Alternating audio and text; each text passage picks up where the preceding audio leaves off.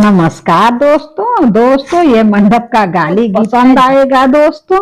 अगर पसंद आए तो लाइक करिएगा, शेयर करिएगा ज्यादा से ज्यादा और कमेंट करिएगा दोस्तों। सब्सक्राइब करना नहीं भूलिएगा। नमस्कार। ए जी हरियर सुगना का लाल पिजड़ा, ए जी हरियर सुगना का लाल पिजड़ा, एही माड़ाए में आई न समझी जड़ा, एही माड़ाए में आई न समझी जड़ा।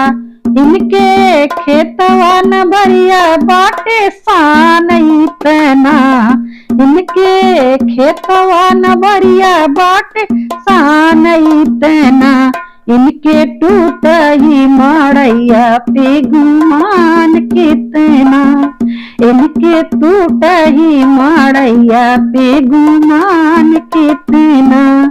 यदि हरियर सुगना के लाल पिजड़ा, यदि हरियर सुगना के लाल पिजड़ा, यही मड़ावा में आई नया गुआ हिजड़ा, यही मड़ावा में आई नया गुआ, मड़ावा में आई नया गुआ हिजड़ा। इनके गाड़ी न घोड़ा बाटे शान कितना, इनके गाड़ी न घोड़ा बाटे शान कितना, इनके टूट ही साइकिलिया पे गुमान इतना, इनके टूट ही साइकिलिया पे गुमान इतना। ए जी हरियर सुगना का लाल पिजड़ा, ए जी हरियर सुगना का लाल पिजड़ा, यही मड़ाए में जड़ा, यही मड़ाए में आई ने भसुर ही जड़ा।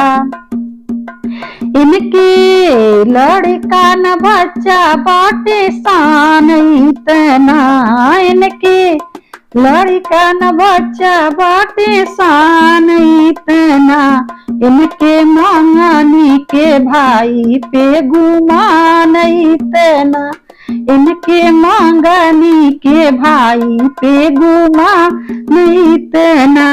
ये जी हरियर सुगना का लाल पिजड़ा, ये जी हरियर सुगना का लाल पिजड़ा, यही मड़ाए में आई न बरती हमन ही जड़ा, यही मड़ाए